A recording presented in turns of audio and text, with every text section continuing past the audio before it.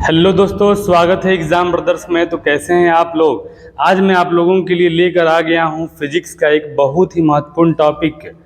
और इसमें हम लोग क्या करेंगे ना कि एप्सिलॉन नॉट का एसआई मात्रक और विमीय सूत्र कैसे निकाला जाता है मैं आपको बताने वाला हूं। तो आइए शुरू करते हैं बिना किसी देरी के। कॉपी और पेन निकाल लीजिए बाबू, और आज का हेडिंग दे दो आप लोग कि एप्सिलॉन नॉट का एसआई मात्रक और विमीय सूत्र। मैंने आपको पहले वाले लेक्चर में बताया है कि एप्सिलॉन नॉट क्या है, इसका मान क्या होता है, लेकिन कभी कभी आपके बोर्ड एग्जाम में पूछ देता है कि एप्सिलॉन नॉट का एसआई मात्रक और विमीय सूत्र लिखें। ठीक है, तो देखिए कूलाम के नियम से हम जानते हैं, कूलाम का नियम।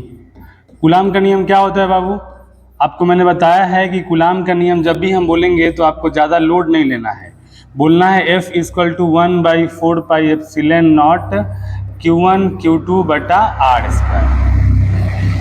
क्लियर, इसी को हम लोग कूलाम का नियम कहते हैं। ठीक है, और इसी फॉर्मूला से हम लोग एप्सिलॉन नॉट का एसआई मात्रक और विमीय सूत्र निकालने वाले हैं। ठीक है ना।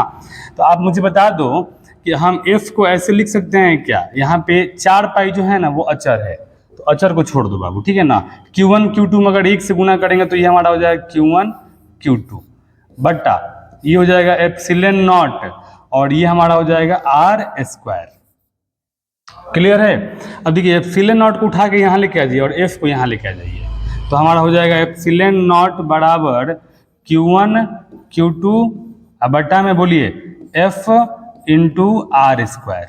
ये हमें एक फार्मूला मिल गया बाबू, एप्सिलॉन नॉट का फार्मूला मिल गया। एप्सिलॉन नॉट इक्वल टू क्या हो जाएगा Q1 Q2 बटा F इंटू R स्क्वायर, और इसी फार्मूला से हम लोग एसआई मात्रक और विमीय सूत्र निकालने वाले हैं। तो आइए शुरू करते हैं बिना किसी देरी के। सबसे पहले यहाँ लिखेंगे एप्सिलॉन नॉट का एसआई मात्रक। देखिए एप्सिलॉन नॉट का एसआई मात्रक, देखिए आप यहाँ देख सकते हैं Q1 क्या है बाबू, तो Q1 आवेश है, आवेश का मात्रक होता है कूलाम, तो आवेश का मात्रक कूलाम।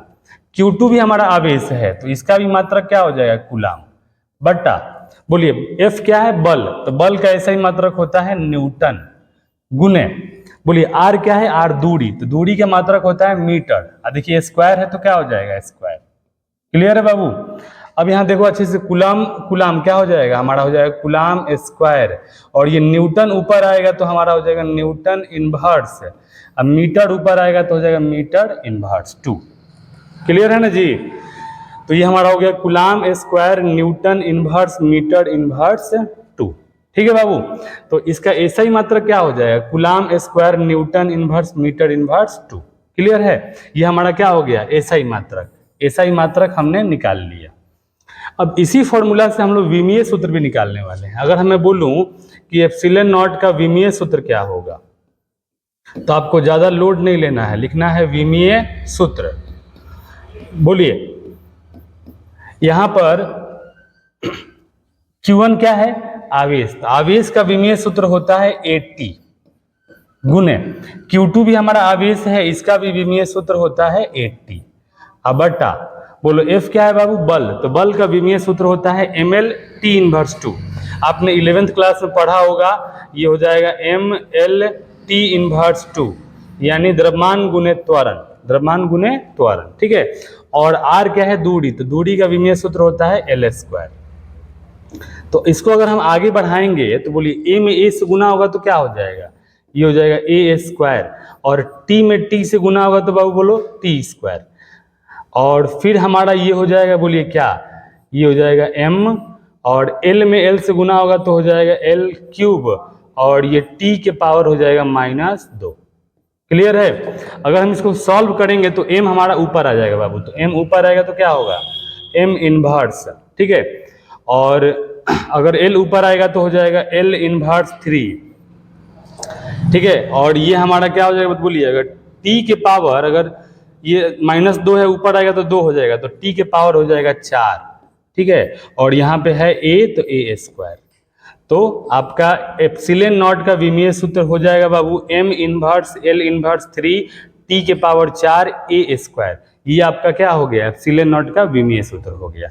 तो अगर आपको नहीं भी याद है तो इस तरीका से आप लोग एप्सिलॉन नॉट का एसआई मात्रक और एप्सिलॉन नॉट का विमीय सूत्र आसानी से निकाल सकते हैं। क्लियर है बाबू? मुझे उम्मीद है आपको एप्सिलॉन नॉट का एसआई मात्रक और विमीय सूत्र समझ में आ गया होगा। एक बात मैं आपको बता दूं यहाँ पर कि एप्सिलॉन नॉट का जो विमीय सूत्र जो एसआई मात्रक होता है ना, वो होता है coulomb square newton inverse metre inverse 2।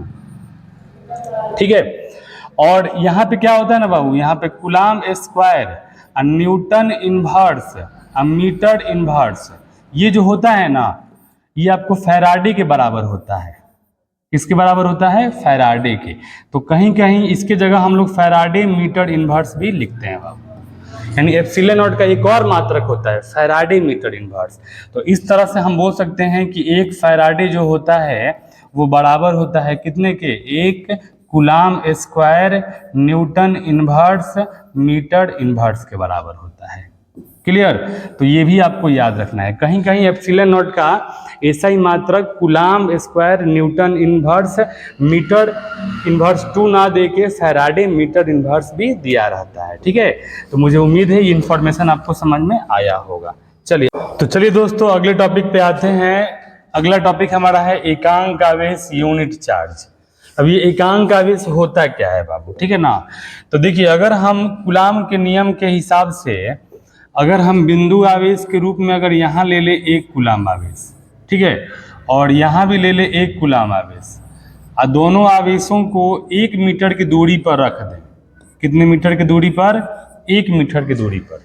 ठीक है बाबू? तो यानी कहने का मतलब ये है कि मान लीजिए हमारा आवेश जो है वो Q1 का मान वो है 1 कूलाम, ठीक है, और Q2 का मान बोलिए बाबू क्या है? 1 कूलाम। और दोनों आवेशों के बीच की जो दूरी है वो r बराबर क्या है बाबू? 1 मीटर है। क्या है? 1 मीटर। तो हमें मालूम है कूलाम के नियम से। बता दीजिए बाबू, कूलाम का नियम क्या होता है? तो मैंने आपको बताया है कूलाम का नियम। जब भी अगर हम कूलाम का नियम बोलेंगे तो आपके मन मस्तिष्क में एक ही फॉर्मूला आना चाहिए, F = 1/4 pi epsilon naught Q1 Q2 बटा r²। Q1 Q2 बटा r²। क्लियर है ना बाबू? तो अब देखिए, यहाँ पर आपको ज़्यादा लोड नहीं लेना है। देखिए, मैंने आपको एसआई पद्धति में 1/4 पाई एप्सिलॉन नॉट का मान बताया है 9 × 10⁻⁹। क्लियर? गुने, बोलिए Q1 का मान क्या है? 1 कूलाम, तो ये हमारा हो जाएगा 1 गुने Q2 का मान 1 अब बटा में r², तो r का मान है 1, तो 1²। क्लियर? अगर हम इसको सॉल्व करेंगे बाबू तो हमें क्या मिलेगा? हमें मिलेगा F बराबर 9 × 10⁹ न्यूटन बल। यानी कहने का मतलब ये है बाबू कि एकांक आवेश वह आवेश है, ठीक है, जो अपने बराबर परिमाण के 2 सजातीय आवेशों को निर्वात में या हवा में अगर 1 मीटर की दूरी पर रखा जाए तो ये 9 × 10⁹ न्यूटन बल से प्रतिकर्षित हो जाते हैं। 9 × 10⁹ न्यूटन बल से क्या हो जाएंगे? प्रतिकर्षित हो जाएंगे। ठीक है, तो डेफिनेशन के रूप में आप ऐसे बोल सकते हैं बाबू। ठीक है ना, देखिए मैंने यहाँ पे लिखा हुआ है कि एकांक आवेश वह आवेश है जो अपने बराबर परिमाण के 2 सजातीय आवेश को निर्वात में या हवा में 1 मीटर की दूरी पर रखने से 1 मीटर की दूरी पर रखने से वह 9 × 10⁹ न्यूटन बल से प्रतिकर्षित हो जाता है। उसे हम लोग क्या बोलेंगे? एकांक आवेश बोलेंगे। तो आपसे यहाँ ऑब्जेक्टिव टाइप क्वेश्चन में पूछता है कि एकांक आवेशों के बीच कितना बल लगता है बाबू, तो आप मुझे बता दो। एकांक आवेशों के बीच बल लगता है 9 × 10⁹ न्यूटन। और अगर आएगा एग्जाम में क्वेश्चन कि एकांक आवेश क्या है, तो ये डेफिनेशन आप अच्छे से लिख दीजिएगा। चलिए अगले टॉपिक पे आते हैं। ये क्वेश्चन जो है एग्जाम में हर बार देखने को मिलता है बाबू, ठीक है ना। ये हमारा एक कूलाम के नियम की सीमाएं। देखिए कूलाम का नियम होता क्या है, मैंने आपको बताया है। कूलाम का नियम जो होता है वो हमारा F = होता है 1/4 pi epsilon naught Q1 Q2 बटा r²। यही हमारा क्या है? कूलाम का नियम है। और कह रहे हैं कि इस कूलाम के नियम की कुछ सीमाएं हैं, लिमिटेशन है। तो पहला बात क्या कहता है? पहला कह रहा है कूलाम का नियम केवल बिंदु आवेशों के लिए सही है। बिल्कुल भाई, क्योंकि कूलाम का नियम जो होता है वो क्या होता है? बिंदु आवेशों के लिए सही होता है। ये मान लीजिए Q1 हो गया और ये बिंदु आवेश क्या हो गया, Q2 हो गया। क्लियर? तो पहला बात बिल्कुल सही है बाबू, कूलाम का नियम केवल बिंदु आवेशों के लिए सही है। दूसरा कहता है कूलाम बल एक केंद्रीय बल है। केंद्रीय बल का मतलब क्या है कि यहाँ पर ये आवेश है और ये आवेश है, और दोनों आवेशों को मिलाने वाली रेखा के बीच में क्या होता है, बल लगता है बाबू। तो इसलिए इसे हम लोग केंद्रीय बल बोल सकते हैं। ठीक है। तीसरा बात कर रहा है कूलाम बल एक संरक्षी बल है। संरक्षी बल का मतलब हुआ ना कि ये कभी क्या होता है, ये एक सिस्टम द्वारा होता है, ठीक है ना, इसलिए इसका हम लोग क्या बोलते हैं, संरक्षी बल बोलते हैं। ठीक है बाबू। तो तीसरा हमारा हो गया कूलाम बल एक संरक्षी बल है, और चौथा हमारा हो जाएगा यह मूल रूप से एक प्रायोगिक नियम है, यानी सीए कूलाम ने एक्सपेरिमेंट कर कर इस नियम को दिया, इसलिए बोलेंगे यह एक प्रायोगिक नियम है। और पांचवा है यह माध्यम पर आधारित नियम है। यानी माध्यम का मतलब क्या कि ये निर्वात में भी रह सकता है, हवा में भी रह सकता है, पानी में भी रह सकता है, तो यानी माध्यम इस नियम पर प्रभावित होता है बाबू। ठीक है ना, तो माध्यम पर आधारित नियम।